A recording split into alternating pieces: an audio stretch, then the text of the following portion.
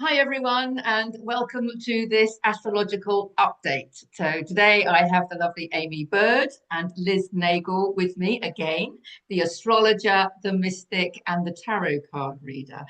And we felt that with everything going on astrologically this month of April 2026, we really needed to have a catch up with the lovely Amy and put some light on this. Can you help us, please, with this astrology? Because it seems to be a little bit mad at the moment. Can you help us, please? Okay, so yes, we have a very powerful new moon happening next week on the 17th. It's the Aries new moon. And Aries is the first sign of the zodiac, and a new moon is a kind of a new beginning and a fresh start. But this one feels almost a little bit more like a threshold moment, because we have I haven't got the chart in front of me, but we have the sun, moon, Mercury, Mars, Saturn, and Neptune all in Aries for this. Oh, and Chiron, sorry, And Chiron, the Chiron, wounded I was going healer. to Don't say, forget, yeah. yeah, yeah. Um, so yes, they're all there, and Chiron is basically right next to the sun and moon, and that's one of the most powerful. There's a lot of conjunctions during this moon, which is when a planet is sitting right next to another planet. And in this case, with Chiron in particular being next to the sun and moon, there is the potential for being triggered for our core wounds coming up. And maybe also in Aries, an awareness of where we don't feel confident or we don't feel brave. So old rejections, old insecurities, old wounds could definitely be kind of triggered. And I think that there could be also with the wound of Aries, I suppose, is am I too much? Am I enough? Is it safe to be myself?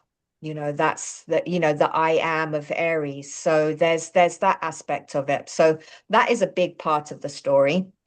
We also have where to start. Um, Mars and Neptune, sorry, Mars and Saturn are kind of coming together a bit later. Mars and Saturn. I'm not looking at the chart, which is a little bit, I'm trying to do it from memory here. Mars and Saturn are next to each other. And if Mars in Aries is the planet that wants to kind of go. Aries is the sign of I am, and it's the god of war, and Mars is the warrior planet, and it's also the planet of energy and drive and motivation. In Aries, it's quite impulsive, so it just wants to go. But Saturn is almost like pulling it back a little bit, and kind of it could bring that it's asking for discipline. If Mars wants to just go, then Saturn says, well, like, what if you just wait a little while? What if you're patient? And so there's this stop go feeling. Of course, Saturn is also the planet of authority, so there is the potential for controlled force. But there's also this feeling of needing to restrain anger, maybe, wanting to act, but then in some ways feeling blocked, because Saturn is very much the planet that kind of like restrains or holds back, whereas Mars is just raring to go, basically. So those two are playing together, which is an interesting combination. We've also got Mercury and Neptune right next to each other. And so the two of them, Mercury, the planet of mind and communication, is sitting next to Neptune, the planet of, the dreams, of guidance, of connection to the divine, of unity. So there's this feeling of needing to kind of having guidance come from the divine in a way, so that on the one hand, our mind is going to be not exactly thinking logically, but potentially because Neptune is more kind of non-linear, and it is kind of more spiritual. But it can also mean that we're not thinking potentially very clearly. but there is this sense of just being guided. And so I'm kind of like thinking of the two of these together, like Mercury and Neptune being this sense of I know what I need to do and kind of then acting on it. And then Mercury not being that far away from Mars as well. And so when you've got Mars and Mercury together, then that is, you have thought and then action.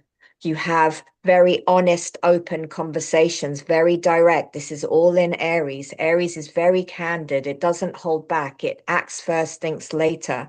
And we got the planet of action with the planet of the mind of communication, but with Neptune in there as well.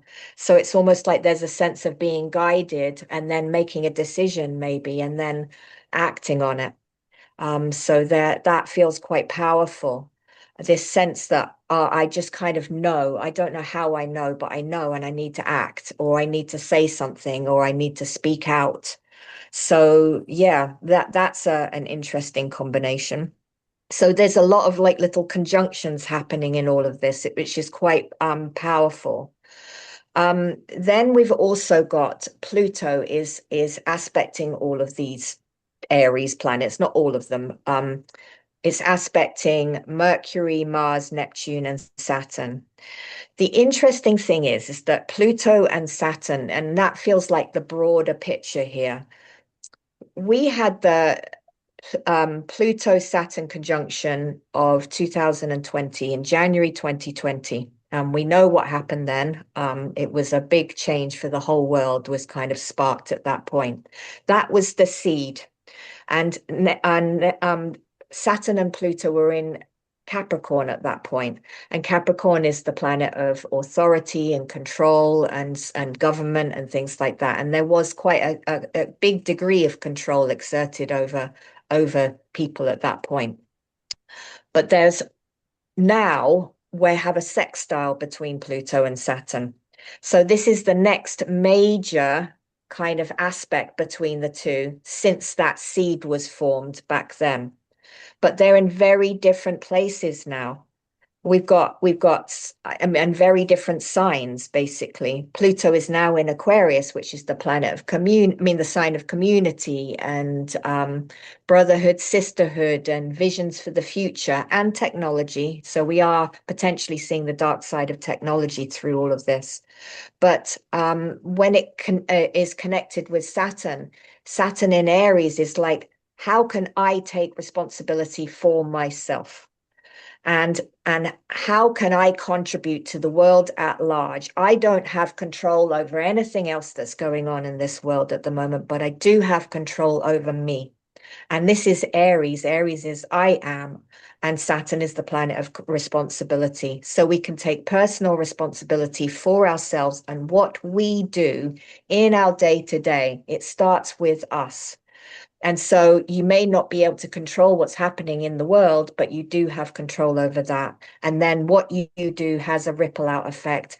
And what you do, and then Pluto in Aquarius is basically calling for us to, it's almost like a grassroots feeling, a feeling of building community and how can we contribute and what can we do to help the community at large or build community and find our like-minded souls and our tribe. And so the two of them are kind of coming together. It was exact in March, but they're still part of this moon. But also that will happen again in July. There's a very big configuration happening in July that actually feels really positive. And the two of them will be, apologies. The two of them will not come back together. Neptune will take its place in July. But this feels like basically a time of taking personal responsibility, and the sense that we do. Aries is the sign of I am, so it is about me. Like how can I act, react? What do I do, and how do I have an impact on the environment rather than worrying about what's going on with everybody else?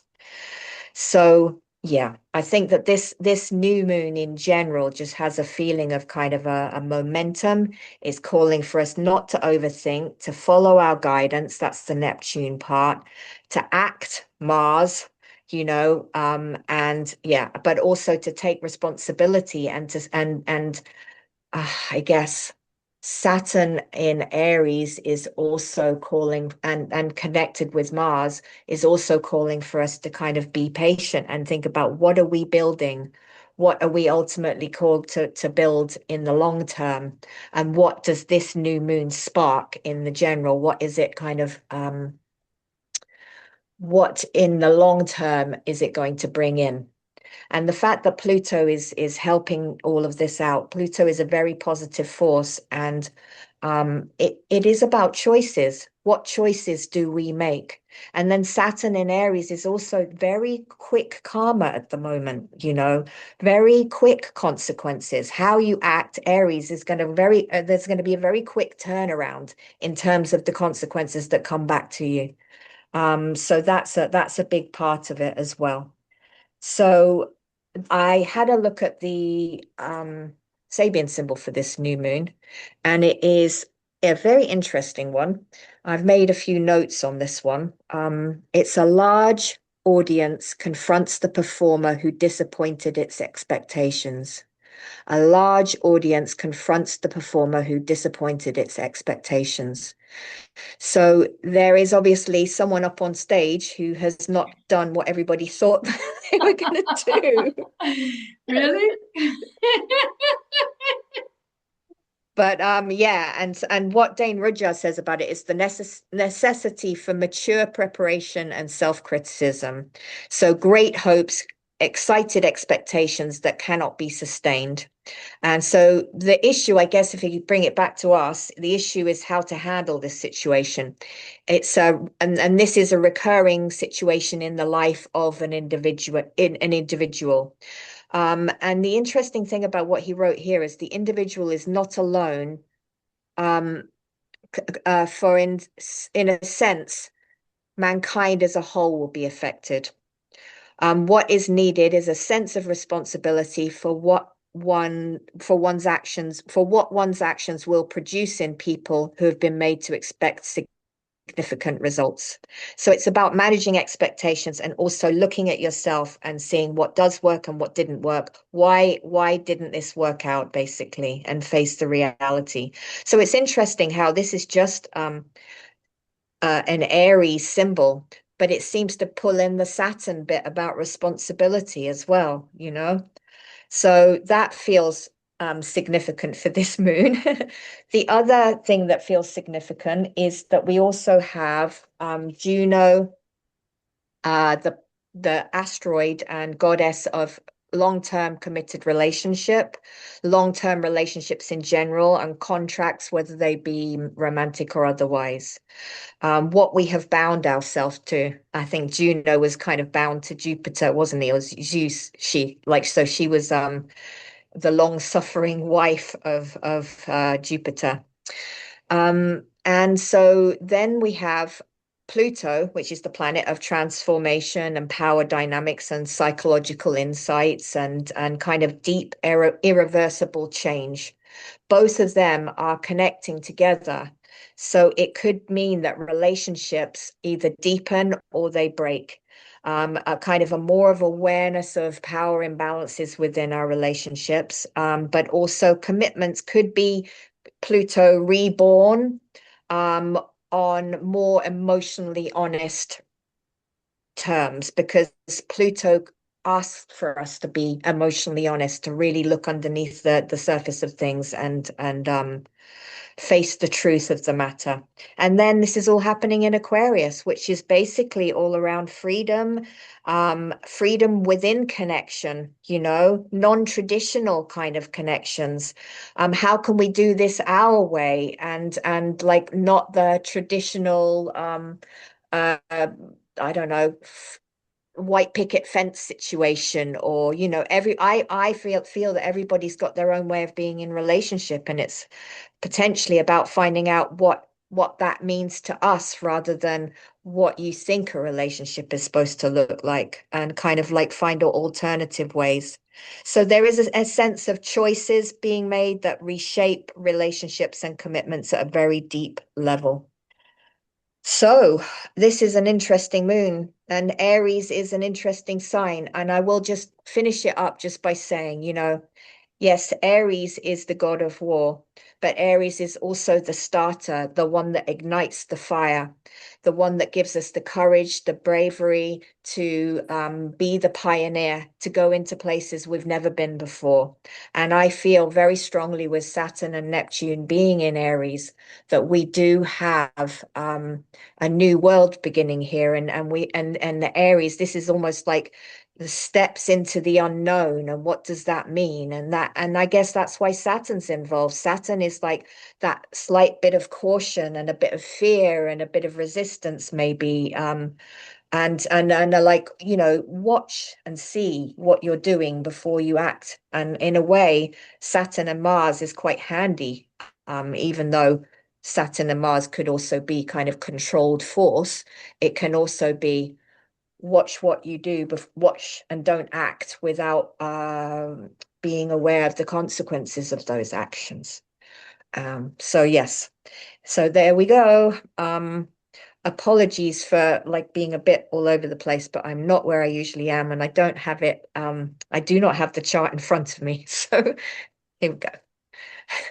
Thank you, Amy. So much there to unpack. Would you like to unpack any of that, Liz? Well, it just reminded me of the learning that I had this morning about we are living the consequences of our choices, and that knowing that means that maybe we can be a bit more mindful about what we are choosing. The mundane stuff, whether it's the food we put in our mouths or the creams that we put on our skin, or just, how we choose to be in the world. And yeah, and that we are given instant feedback on how that choice went, or is going, or how it's going to play out. We're almost shown immediately now, if we pay attention. And yeah, and it's not just the big choices, it's the little choices. Yeah. I was in the garden center this morning and I bought 2 plants, and the girl said to me, do you want 2 small bags or 1 big bag? And I I'm standing there going, decide. And she started to laugh and I started to laugh, and the woman in the queue, we were all laughing because I couldn't choose. And so she just chose for me, I think. It's funny. But yeah, so that was a huge choice, which bag I could, do I take a big bag or 2 small ones? But yeah, so it is about taking our time and choosing, but maybe sometimes the choice gets made for us if we don't choose, and that's fine too. That's a choice. Not choosing is a choice. Anyway, that's just that. I mean, you said so much there, Amy, and I've seen it playing out over the last, I mean, I know it's only happening like over the next week or so, but actually the energy of it has been playing out over the last few weeks, and I've seen it not in my own life, but in lives of people around me and the world generally. Yeah. But then there is only me, which is, and that's Aries. I am. And like you said, it comes back to taking radical responsibility for my choices, and what choices am I making? And the only choices we have to make are what make us happy. I think that's why I couldn't choose between the bags, because it wasn't going to make me happy or not, but I could choose the plants. I knew which plants made me happy. But the bags not so much. Yeah. Yeah, Pluto is very much it's the planet of soul evolution and soul growth, but it is also the planet of choices. And we are all, the result of the choices that we've made over our lives, aren't we? Yes. The big Yes. ones and the little ones. Exactly. And I think that's a really lovely point, Liz, that you made, because sometimes I feel indecisive like that as well. But I think you've hit the nail on the head. If we're happy with both options, then we can't decide because we're kind of like we're following our lights, we're following our excitement. That's where our alignment with our soul's blueprint lies, isn't it? And so we know that that's whatever brings us joy. But if there are two choices that bring us equal joy, then that's probably where we get indecisive. So yeah, that's an interesting point. Yeah, lots of stuff there as well. And I mean, some of the things that you mentioned about our core wounds getting triggered, I've experienced that as well this week. And it's those old, as you say, core wounds, but I think a lot of this, like energetically that we're talking, it's like the gene keys in as far as there's a shadow and there's a city, and how we respond, in between those. So with these energies, yes, there's war energy coming into Aries, which is already fiery, So yes, be aware of that, but also um, I like to look at all the positive sides of all of this. Not that that isn't positive in its own way, of course, but the I am, its identities are shifting. Aries is very sovereign as well. And I think it's really important that we observe what's going on in the world, but we don't have to participate. We are the creators of our own reality. It's that radical responsibility. You talked about the responsibility, radical responsibility about understanding that we're the creators of our own reality. You guys have touched on it through our choices. It's our choices that's creating, and this of Pluto in Aquarius. It's the humanitarian, it's the consciousness expanding, and all of that. So, focusing on that, because if we are, like, for example, and you mentioned somewhere along there about being the observer, and watch before you react. Um, but I think it's important that, like, if we are triggered at all, I'm giving myself an opt-out clause here, but we can observe and see progress. I mean, I was triggered twice by people that have triggered me a lot most of my life. But I observed that it was on the inside. It was on the inside, and I actually had a little laugh to myself. I actually was able to have a little laugh. Um, the second one kind of, I responded, not reacted, but I did respond. And there was a little bit of internal eye rolling, I would say. So I was still in a place of judgment, right? And there was a turnaround to learn. There's always a gift in the trigger, always a gift. So I had the gift of the turnaround, and also, I could observe, progress, if that's what you want to call it, because there were times in the past when my Aries rising rose.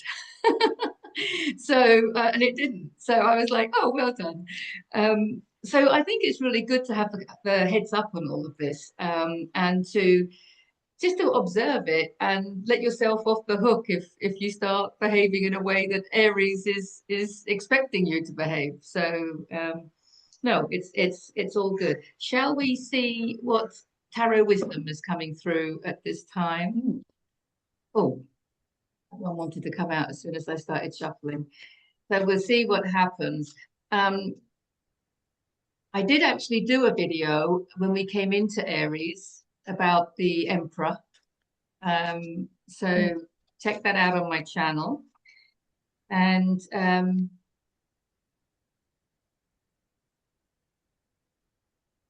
Let's see, anything else that we need to know for Aries season? Oh, there was something else that I heard. I wanted to ask you, Amy. Mm. I heard somewhere that we have our first Mars return at the age of 2, Yeah, the and terrible I twos. was like, which so describes the terrible twos and the fact that the 2-year-olds that go, no, it's so Yep. Mars, isn't it? So Yep. yeah, that really made sense as well. There is so much that makes sense in this. We've got 3 cards here. Let's see what. Oh, and on the bottom of the deck, we've got the 7 of Cups because we're talking about choices. Mm. And we're talking about all those big choices and those little choices. And so the 7 of Cups, of course, tells us to choose wisely. Okay. Oh, loving it, loving it, loving it. Um, so we got the 5 of Wands. Of course, we've got the 5 of Wands. Okay, Wands is fire. Here it goes. There's your war energy. Okay, there's the Aries or the Mars or what have you, Mars being in its own sign and everything. So yes, and I'm glad it's the 5 of Wands because if you look closely, it's just like children playing. And the message with this card is avoid drama. You know, you can observe it outside of you, but don't get involved. Don't get involved with the drama. And I think it's about focusing on what you want to create. It's about focusing on the Pluto in Aquarius and what you want to create. Because if you're focused on what you want to create in the world, then the old paradigm just becomes irrelevant.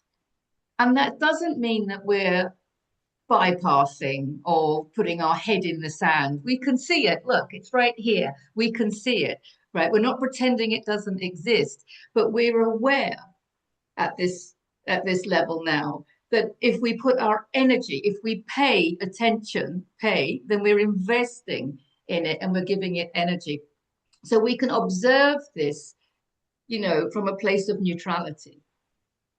Our next card, it's a Judgment card, and it's Archangel Gabriel waking up the dead. This is spiritual awakenings and life purpose, and so I love the fact that it's come after this because yes, we can observe all of this. It's not spiritual bypassing; it's spiritual growth, and it's consciousness expanding and understanding, as Liz always says, that there is only me.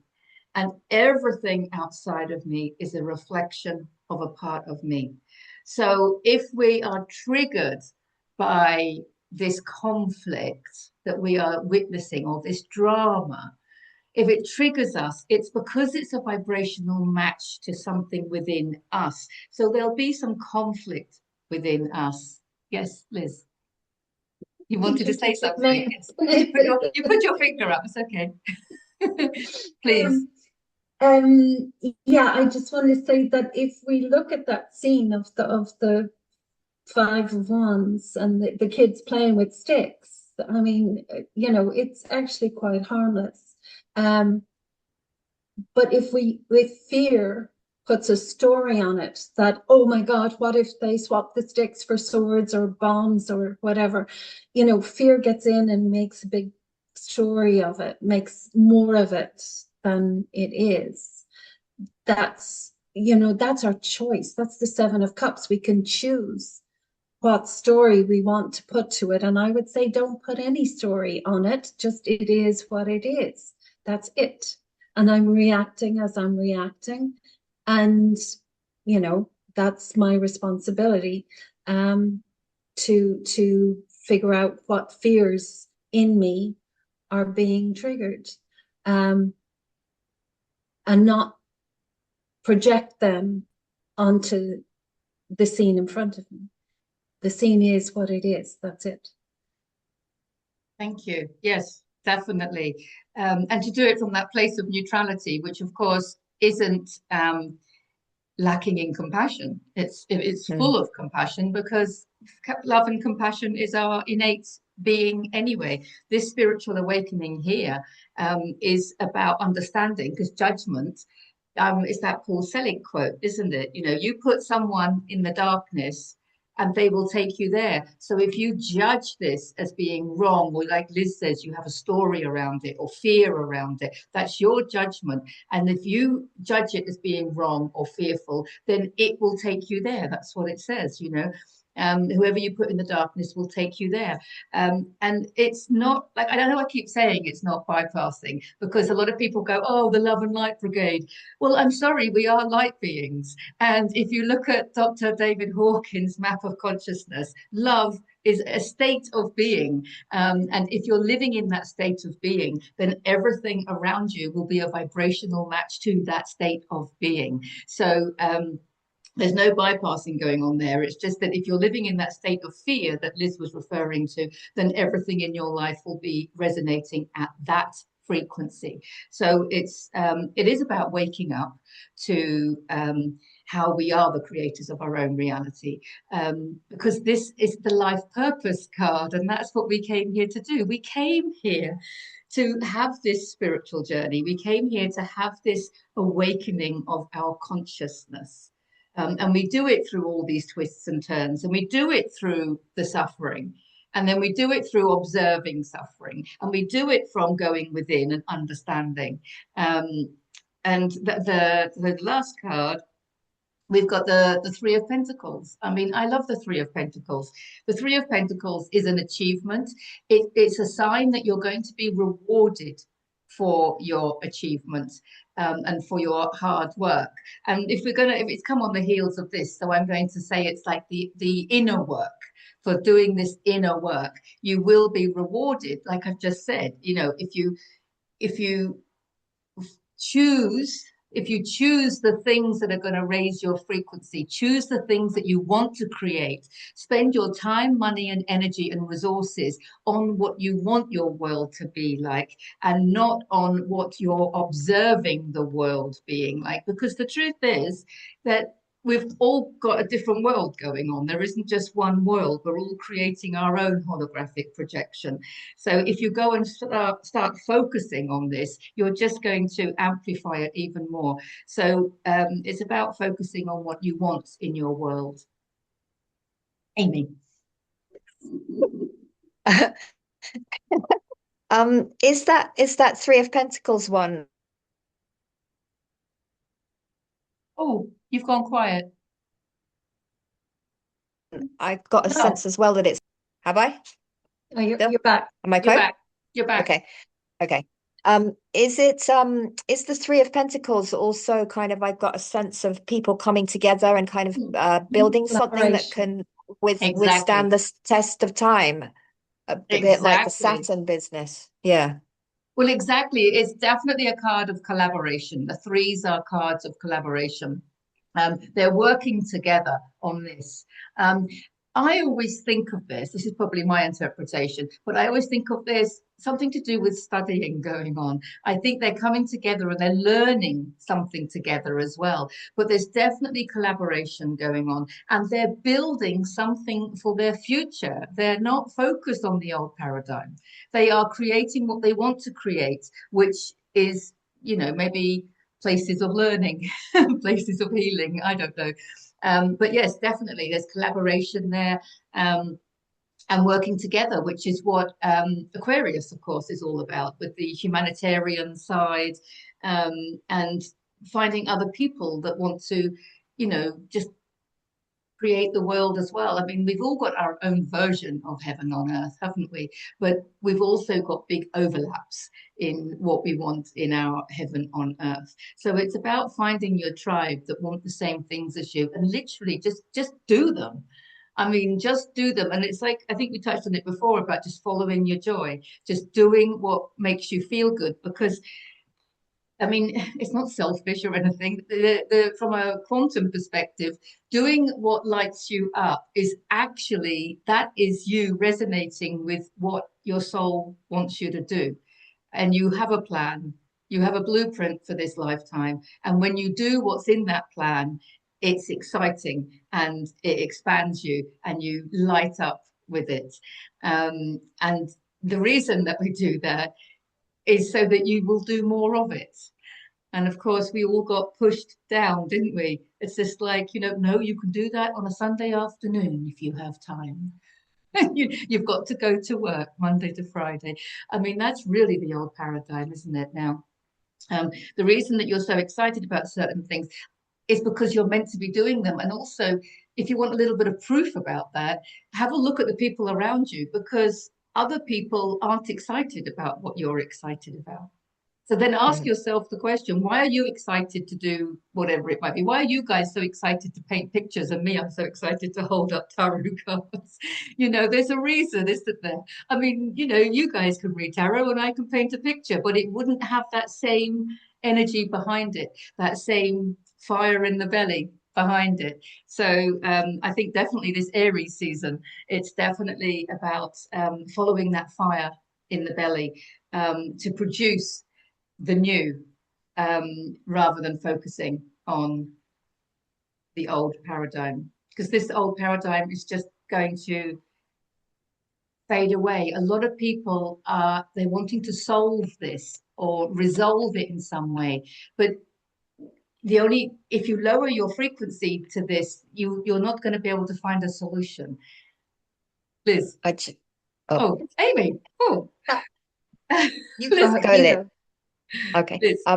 I just had a quick thought that in some ways, if you look at what's going on in the Five of Wands with the past in mind, it's not going to play out that same way. We're in a new world now. And so it won't necessarily happen in the same way as we may fear if you're looking back into the past and how it may have operated then or worked out or how, So that was my little This thought is on that. definitely old paradigm. I mean, there's three cards that came up in the past. This is our now present moment. It's a major arcana. It's showing our power. It's showing our connection to the higher realms.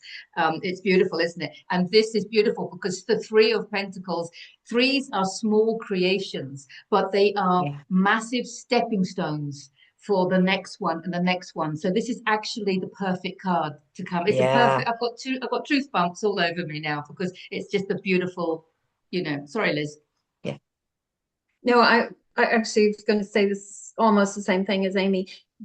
It's the judgment of the Five of Wands as being a bad thing. Yes. Whereas we don't know what it is. All we know is that it's a thing that's happening. That's all. It's like when I moved to Spain first and I would hear my neighbors out on the street, I always thought they were arguing.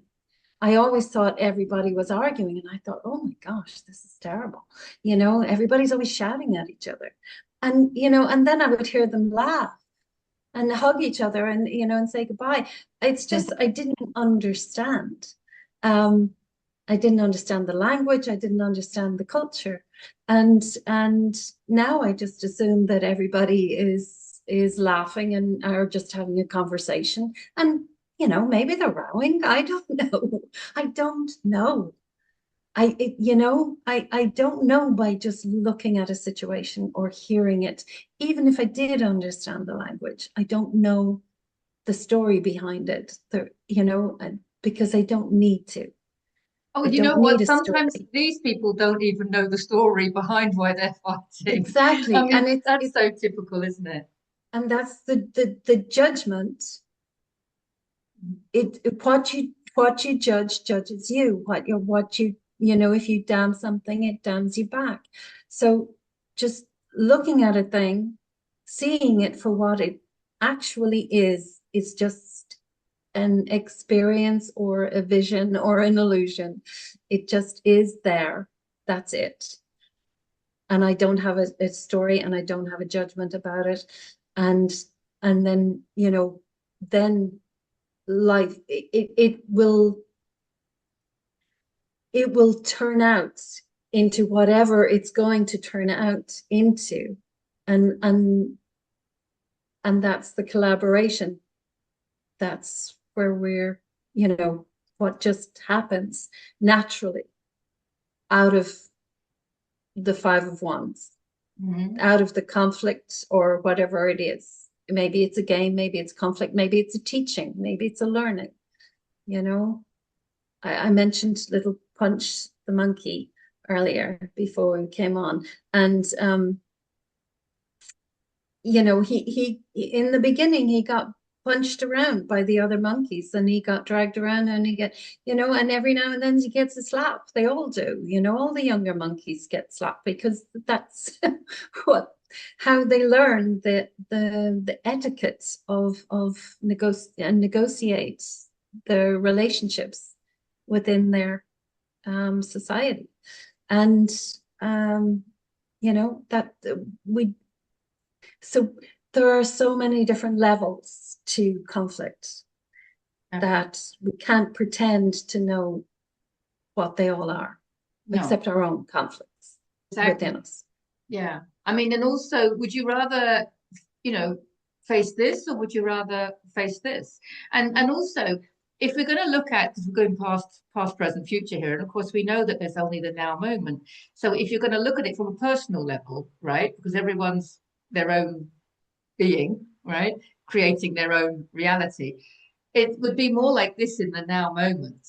And so everything is happening in the now moment, but we only get to experience that which we resonate with.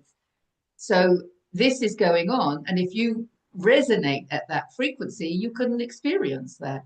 But that's the lesson, the spiritual awakening that this card is referring to, because you could also raise your frequency by doing what you love, whatever creative endeavors they may be, collaborating with your community, and building the new, whatever that may be. So that is all going to raise your frequency, and then you're going to be a vibrational match to whatever this frequency is.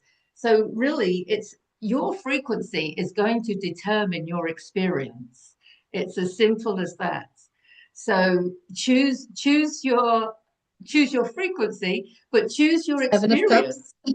Yeah, Seven of Cups. Instead of choose wisely, let's say choose mindfully, because you will live the consequences of your choice. Yeah, it doesn't matter what you choose, so long as you know that does it make you excited to focus on this? You know, does it raise your frequency to focus on this? Could do, you know, if it was just a game. Or somebody vibrating at the level of anger on the map of consciousness, they would be at that frequency, and then they might enjoy it. So make the choice for yourself. I'm not making it wrong, right? I'm just saying, you know, it's your choice, you know. So yeah, choose where you put your attention. I think that's a really important point, isn't it? There was something as well that I wanted to mention earlier and forgot. And that is that there is a little bit of an antidote to all of the Aries, which I think maybe that Three of Pentacles is alluding to as well. And that is that we do have Ceres, who's like the Earth Mother, the goddess of agriculture and fertility and self-care, and Venus are both in Taurus. So there is a sense of like, you know, where do we put our attention? And I think that there's something about practical, taking care of ourselves on a practical level, and focusing on the beauty of all that is around us, and putting our feet in the earth. And, you know, we've got all this fiery, enthusiastic, potentially aggressive Aries energy, which is, you know, Aries is the fire starter. It's not relaxed energy. I know quite a few Aries, and they some of them, not all, have that tendency where their knees, you know, the knee kind of goes boom, boom, boom, boom, boom, because they kind of can't keep still. And so Taurus is just like, well, where do you put your attention? You know, and it could be good to just ground, to make sure that we eat well, that we pay attention to our diet, we pay attention to what we're kind of digesting in a way. And self-care basically, I think, is very, very important. And Mother Earth is you know, there is beauty around us. If you sit and watch a flower grow, or, you know, and or sit under a tree, then I think Mother Earth reminds us that it's okay. It's Yeah. okay. Where do you want to put your attention? So Mother Earth will hold us. Thank you, Amy, for adding that, because of course Pentacles are Earth. yeah, And so they that and Taurus is an earth sign. So yes, that's the stability and the yes, connection with Mother Earth. And yeah. yeah, yeah, beautiful. I think that's the way to go. But I'm seeing it. So I know I keep bringing it back to, you know, your soul blueprint, but everyone's soul blueprint is so unique. And it's, if you carry out the plan or you're in alignment with it through your excitement and through your choices, then you're going to just create your own abundance in every direction. And also, I think there's a little bit of in the community, you know, we kind of need you to do that. That's what we came here to do. And in order to collaborate, we need this person to do what they're good at, this person to do what they're good at. We need everybody to be following that excitement, because that way, that's how we create the community that is self-sufficient, which of course is very Taurus as well. And of course, we will be sovereign within that, but we can have sovereign communities as well that are led by grassroots up, of course, because Aries is, of course, a leader as well. But we don't have to lead into war, do we? We can lead by example, and or we can lead from behind, or there's lots of more conscious ways of leading and being with our tribe and creating the new. So yeah, I think it's yeah.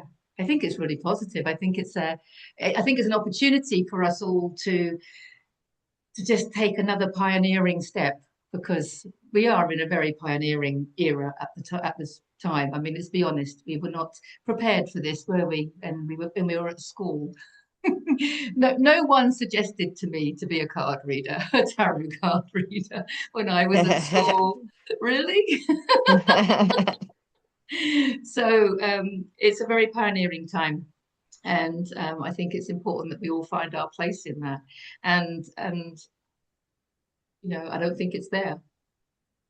I think it's here. So, wow. Wow. Anything else, ladies? I guess I was just kind of like trying to kind of synthesize it all in some ways, the new moon, because I haven't had much chance to kind of think about it today. It was all a bit quick. But it feels like something new is starting. This brings the potential for something new. It's a new moon, you know, this is a new beginning and a seed.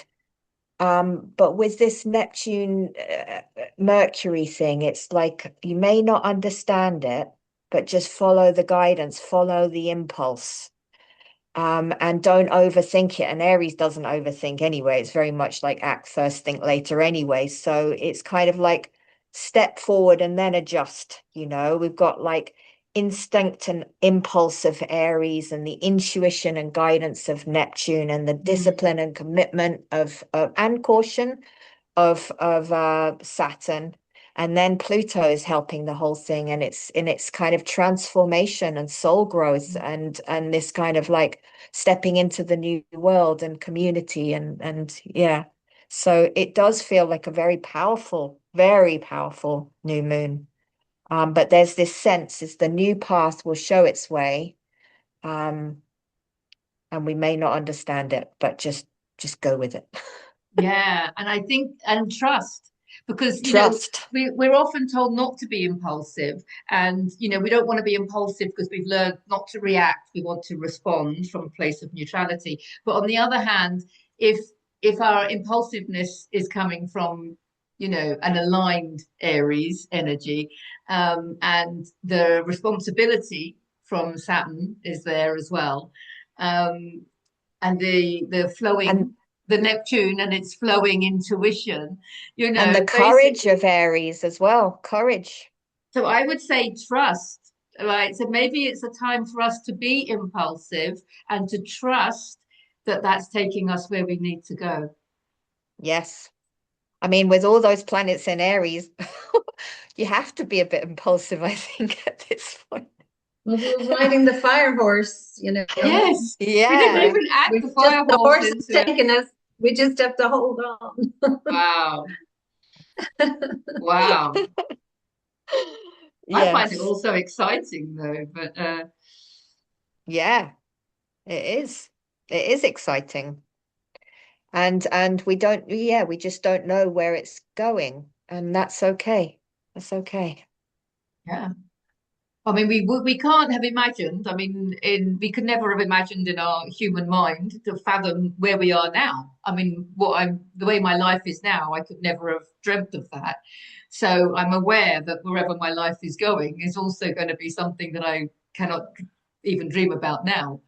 Yeah. So don't bother. just just keep following the energy and doing what you love, and we don't Yeah. need to question it, do we? We just enjoy it. Yeah. Yeah, that took me back to that April 2020. We couldn't have imagined any of that either. I mean, not April 20, yeah, 2020. We couldn't have imagined that. There are certain things that it's just like our minds can't possibly understand what it could be until it happens. And then you're like, oh, and then you deal with And it. then you can't even imagine what the consequences of that will be either, you know. Exactly. Yeah. Yes. So I guess we just have to act in accordance with our integrity, because that's Saturn as well, calls for us to have integrity. Yeah. And as long as you do that, then, and the choices, I know that in certain times in history, things haven't happened all at once. It's been a series of choices that happen, and on a large scale, on a small scale. So here we are. Let's see what the next cycle brings. This is the first new moon of the astrological year. So And we'll see if the man on the stage follows through with disappoints his yeah. uh, Yeah. yeah. But I would suggest that we observe it and not get entangled. Yeah, that's it. Yep. Just Yes. watch and see. Yep. And Okay. even if uh it's yeah, and not judge the choice that's made, because we don't know where it's going to end up. Like even if it seems like a less preferential choice. Absolutely. I think you're so right that this we don't know. And there was something actually, I think it actually you shared it on social media about Julian Assange talking about the media. You Yeah, know, I mean, you take the media away, and I and all don't the think stories go. I don't think we would have this. No, So, just keep things in mind, keep it simple, keep it in within and your reality, doing what you love. That is your contribution to the collective. That's another way to look at it, is that when you're in a state of love, you're not turning a blind eye, but that love that you're feeling in your heart, that love that you are, that is your contribution to the collective. So if you want to help raise the frequency of humanity and the consciousness level of the collective, then love yourself and focus on what you love. It's not woo woo. Might have to have a little plug here on a on a quantum science meets spirituality, lessons in awakening, link in the description. But there's quantum truths that prove that it's not woo woo and it's not all love and light, but loving yourself and doing what you love it is is. what is going to create world peace if it hasn't already done so for you. It is all love and light. It really is. Yeah, yeah. No bypassing, no head in the sand. It is love and light. Yeah, exactly. Thank you, ladies, so much. Is there anything else you want to share before we say goodbye? Um, Just a little nod to Chiron.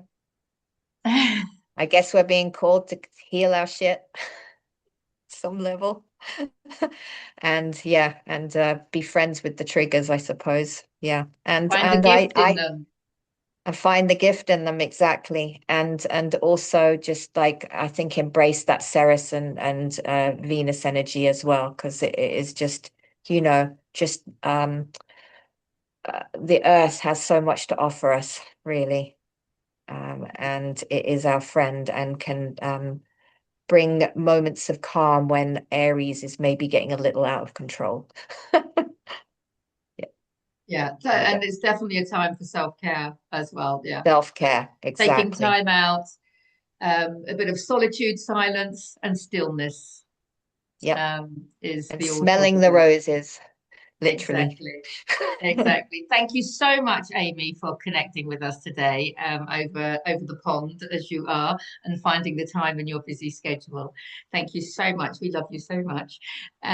Liz, is there anything you want to say or share before we say goodbye?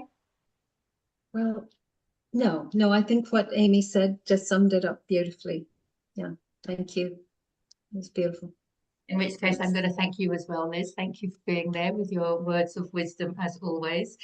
All right, thank you very much, ladies, and enjoy Aries season. And we shall see you in the next video. Yes, Bye for now. which should be, sorry, Uranus moving into our Gemini. Gemini. Very Yeah, soon. very soon. 26. Yeah. Yeah. And I'm Gemini, Sun and Moon, so I wanted there is only me. I want to know all of it. Well, there's me as well. I'm North Node in Gemini, so we'll do that Okay. one soon. We'll do that one soon, ladies. Yeah, Okay. Enjoy your trip, Amy, we're all and I'm affected. just going to Thank stop you. recording. So bye for now, everybody.